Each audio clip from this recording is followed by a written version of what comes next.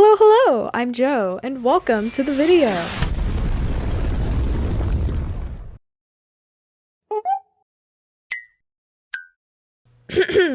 Hello, I'm Joe, and welcome to the video. A year ago, I made a video where I took some of the EEVEELUTIONS and turned them into human characters. And as much effort as I put into the designs and the work that I did for that video, in typical Joe fashion, I felt like I could do better.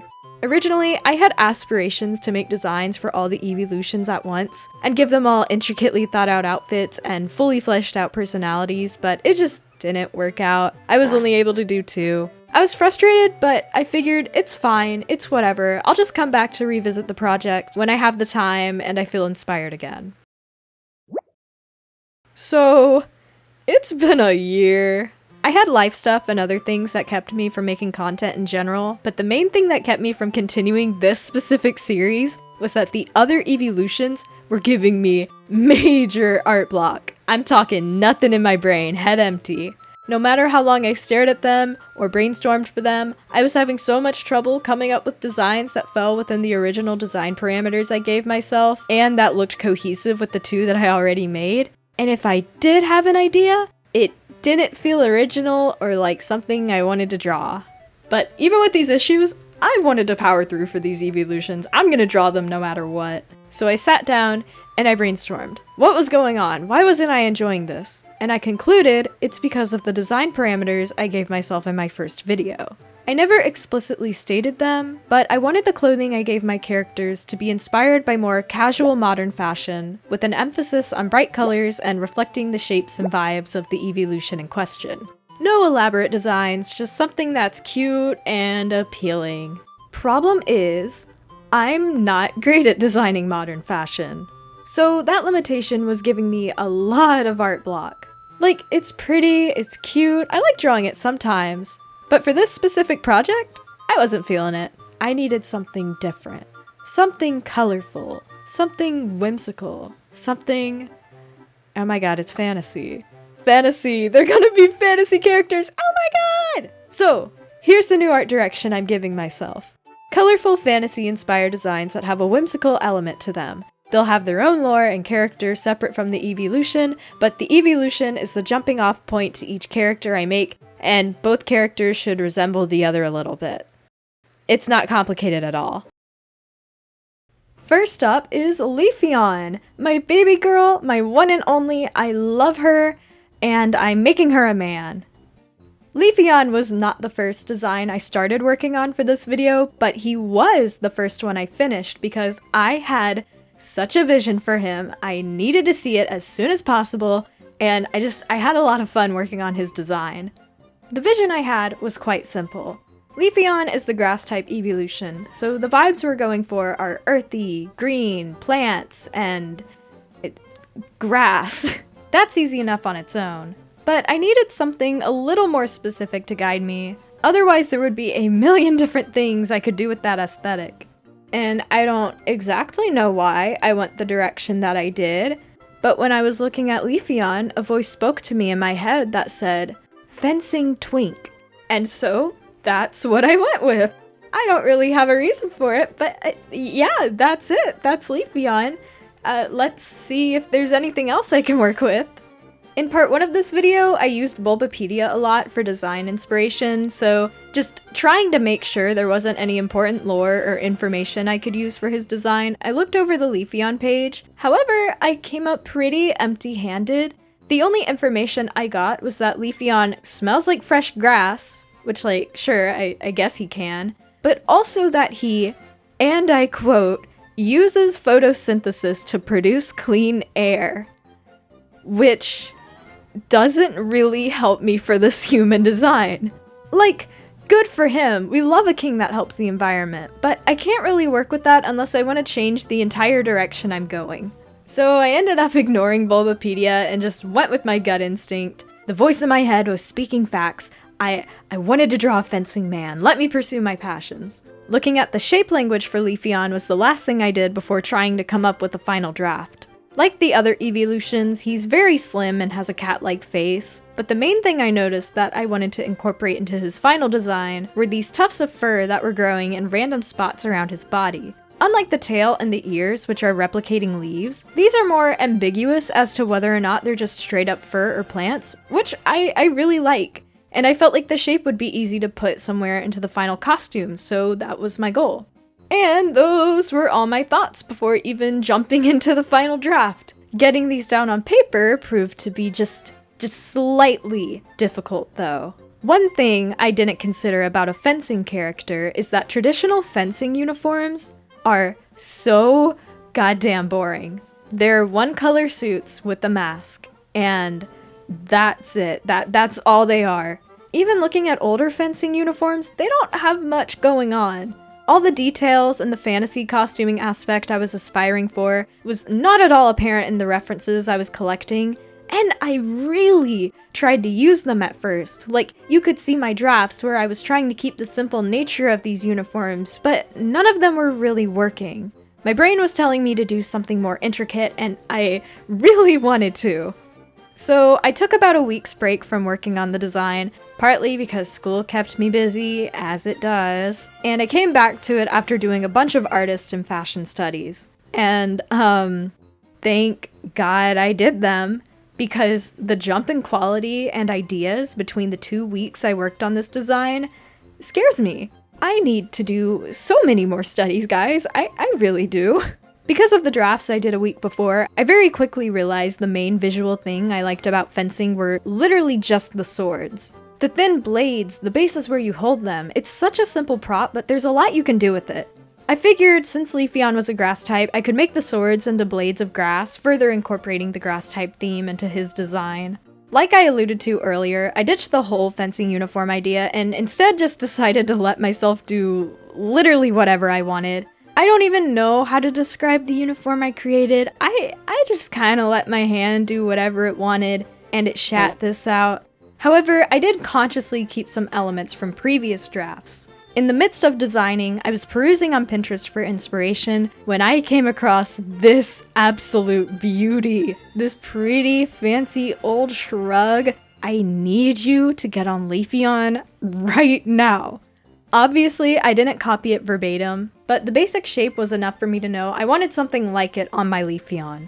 I changed the entire color of it from white to cream, like the main color of Leafeon's fur. The pattern on its chest is already pretty floral, but I wanted it to be green to look more like leaves and vines. I'm not great at creating patterns like this, but I tried my best. And then I took a lot of detail out of the sleeves, which, God, I would have loved to draw sleeves like this, but I just do not have the skill or the time to do so. And instead of chains hanging between the two sides of the shrug, I added some hanging flower beads, meant to resemble lilies of the valley, to add some interest, and just a little bit of contrast amongst all the green. For his hair and his face though, gonna be real, I didn't really have an idea for his hair. I knew I wanted it to be short and cream colored, but that was about all I could work out. I added a little green ahoge to represent this thing Leafeon has on the top of his head, but otherwise that's that. His face, however, ooh, his face. I wanted him glammed up. He needed makeup, he needed eyeshadow, I wanted a pretty dolled up face, so I gave him one. I did not give him any noticeable lipstick, however, because I couldn't really find a color that I 100% liked.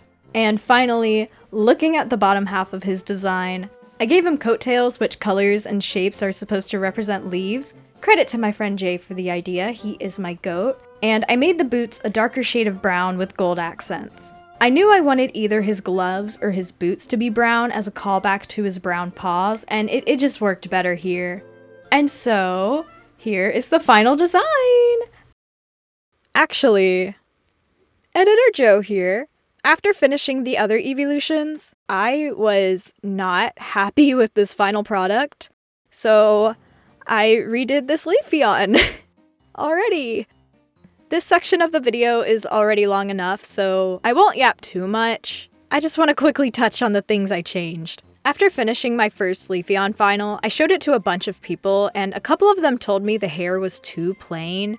And I definitely agreed. So I added some pale green to its color and changed the texture from whatever this was to a more straight and anime-esque hair. I don't know how to describe it, but it reminds me of Emma from The Promised Neverland. I changed his facial expression from being chill to more sly and flamboyant. This was just to differentiate him from the other evolution designs I did in this video, because their personalities and expressions were all very, very similar when I was developing them. And finally, his swords! I changed the handles from this boring green to a more ornate gold handle, just because I thought the gold looked really good on his boots, and I wanted to add it somewhere else in the design. Anywho, here's the actual Leafeon final! I like this one so much better, it's not even funny. And we can actually move on to the next one now. Hey Joe, didn't you already design a Sylveon in part 1? Yeah, I did. And I didn't intend on making another design for her, or at least so soon in this series. But the last evolution in this video gave me so much trouble and was taking me so long that I decided I needed a freebie. I needed to design a character that has elements I'm already familiar with and that I don't have to think too much about. Because, spoiler alert, the intended last evolution gave me trouble, and I needed to escape her. So, we're designing a magical girl Sylveon. I needed this treat. Designing Sylveon once before definitely gave me a leg up whenever I was designing this iteration, but not because I think the first design was super successful. In fact, I don't really like my first one all that much. But doing it at least helped me realize the direction I would want to go if I ever got back to her, and here I am, I'm back, I'm doing what I want now. The brainstorming for this girl took a little less brain power than my Leafeon took.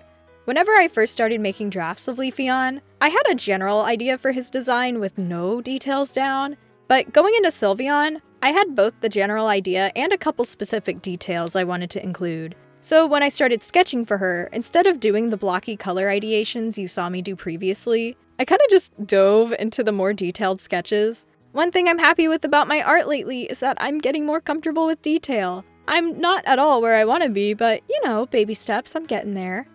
As excited as I am about Magical Girl Sylveon, I'm gonna be real. I was very apprehensive towards doing that idea at first. For some reason. I think in my brain, I just felt it was too obvious. Sylveon's design already looks so magical and whimsical that designing a magical girl to represent her almost felt like cheating. It isn't. Like, I'm allowed to do what I want, I'm making the rules. But I just didn't feel like I was being clever or thinking about it that much. I had to remind myself though, I can do whatever I want. I can draw a pretty girl with pink hair and flowing ribbons, and I'm gonna do that. I'm gonna do that. It's gonna happen, that's what I'm doing. When gathering references for ideation, I really wanted her to look like Cardcopter Sakura. I'm not like a huge fan of that show, but Sakura's magical girl design, absolute peak. It's peak. It's so peak. It might be one of my favorite character designs of all time. I wanted my Sylveon to look like her, but different, obviously. I was just taking a lot of inspiration from her specifically. Whenever it came to translating those inspirations into sketches, however, I found myself not really liking the direction it was going. I didn't think the things I drew were bad, per se, but the silhouette of everything looked a lot more childlike than I wanted it to, and though I could do a more childlike magical girl design, that didn't really align with the vision I had in my head. The actual Pokemon design of Sylveon, despite being very cute, also has a very graceful look to it with all of the ribbons flowing off from their body. And something about the paws gives off those vibes to me too. I can't really articulate why. Either way, I wanted to translate these traits into a more mature character design. So drawing someone that looked like a child or was wearing a child's outfit wasn't really my goal. I ended up ditching this silhouette and Sakura as my main inspiration altogether, and instead I started messing around with making her dress super long and poofy. That way I was keeping both the elegant and cutesy elements at the same time, and Lord, I liked this silhouette so much better. Oh my god, we got our dress down. And in the midst of brainstorming, Pinterest again came to the rescue and fed me this photo of a woman with absolutely voluptuous hair. It was so curly and so thick and so pretty, and I needed to draw it. I needed to put it on a character. And so I slapped it on Sylveon, and when I sketched it, I loved how it looked. The only problem with it was that I wanted her hair to be pink, and I was worried that that was going to tiptoe the design a bit too far into rose quartz territory. Not that there's anything wrong with designing characters that look similar to a pre-existing one. God knows how many times people have mistaken my Sona for Bee from Bee and Puppy Cat. But I wanted her to look at least a little unique anyways. I decided as long as I didn't make the dress white and I kept the bows in her hair that she'd look different enough, and yeah, I think she does. There's still some Rose, but they're both magical girl healer characters, so there's bound to be some similarities. Side tangent, I ended up liking this hairstyle so much that I created a new OC in my main story with it, and her name is Rosa, and I love her. Everyone say hi, Rosa! Side tangent over. Last overall thoughts about Sylveon. Looking back at my original design from part 1 real quick, there wasn't really anything I wanted to bring back over from the old design except for keeping the hair pink and giving her pink Mary Jane shoes. I probably could have turned them into high heels or something a little more ornate, because I fear that the Mary Janes are too simple compared to the rest of her outfit, but it's not distractingly simple. I'm trying not to overthink it. Also, this was the first character in the video where I really tried to push the shading on the final drawing. I'm not super confident whenever it comes to lighting and rendering drawings in general. Something about color theory and lighting environments and blending modes, it makes my brain hurt. And I wanted to see if I could at least try to shade a character in a way that I liked for this video. And I'm so happy to say I really did like how this Sylveon came out. I think I completed her design from ideation to final illustration in about a week, which was the quickest I designed a character for this video. I wish they didn't take me this long, but school keeps me in shackles when it comes to my art, guys. I'm really trying. Anyways, finished Sylveon! I finished Sylveon! I'm really happy with how she came out. I think I captured the grace and the whimsy of the Pokemon pretty well. It's most definitely a step up from my older design. And now, I gotta ramble. The next evolution I was going to design for this video was Umbreon. In fact, they were the first character I started making concept art for. But she didn't happen for a few reasons. 1. I'm in college for animation, and I was making this video during finals season. Not a good idea for either this YouTube video or school. And 2, I knew going into Umbreon that she was going to stretch me. She's a dark-type Pokemon, her color palette isn't really one I'm used to using, and I don't hate any evolution, but she's probably my least favorite one.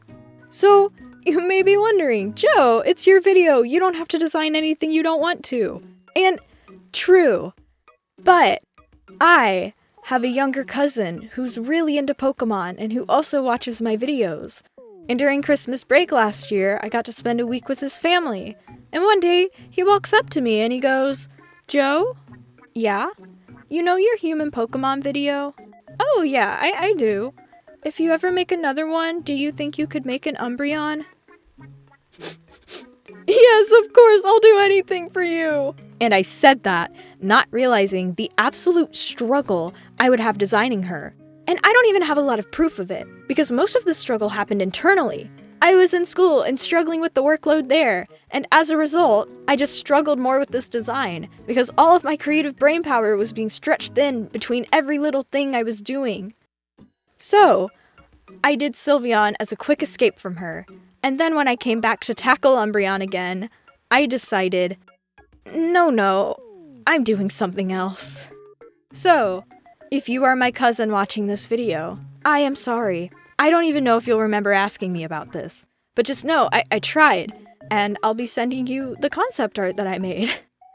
And if anyone else is interested in seeing the concepts, they're up on my Patreon for the low price of $2 a month. Anyways, we're moving on to Glaceon. Glaceon, I love you, Glaceon. You were so easy, literally so easy. So easy, in fact, that I feel like I won't have nearly as much to say about her design as I did the other two Pokemon. But, that's fine. I went into this Glaceon design with a neutral opinion on her Pokemon, and not many ideas. I knew since she was an ice type, I wanted her dressing up warm and comfortable to show that she lives in a colder environment, but otherwise, I was going in with an empty brain and minimal research. I started by sketching the actual Pokemon design of Glaceon just to get a feel for the shapes of the design. I don't know if you can tell, I'm like a master at drawing animals and Pokemon, guys. It turned out great. And then I messed a bit with how I thought she would look from her chest up, mainly doodling different hairstyles that had similar silhouettes to Glaceon's. And that's when I drew this face. And I was like, wait, she looks like she could be from the Inuit tribe. And so I took that and I kind of ran with it. More like walked with it, but I still took it. It at least gave me a bit more guidance for cold-appropriate clothing.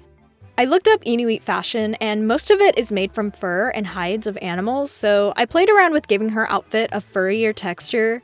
But since Glaceon's Pokemon design doesn't really have much texture in the silhouette at all, I didn't really feel like that was the exact direction to go. I did take a little inspiration from the way they layer their clothing, however. That was a good reference to have. Besides, I'm wanting to keep these designs fantastical and not look like they're from any specific culture or time period. This just happens to be the first time in this video that I've had a specific culture in mind when creating a character, and it definitely helped. After getting the silhouette and hair pretty much down, I looked at the design I had so far, and I felt like I needed to incorporate more diamond shapes here and there. It's basically the only shape featured on the Pokemon. I originally was going to give her a white scarf or shawl of some sort, but I changed it at the end of ideation to this navy shrug scarf thingy that also looks like it could be a part of a jester outfit. That way I could add another diamond-y shaped clothing item. And I also added some diamond shapes to her shoes and sleeves, just to add some visual interest. There were already diamond shapes in the hair, so I had covered my bases there. So many blue diamonds in this design. I wonder what freak I was thinking of when designing her. It was at this point in the design process that I decided to show the design to my partner, and he looked at it and he told me, "Oh, she looks really good, but she looks like she could be from the Water Tribe in Avatar." And, yeah, what do you know? The Water Tribe from Avatar is also inspired by the Inuit tribe, and also has blue as their primary color. I've never watched The Last Airbender, so this didn't even cross my mind.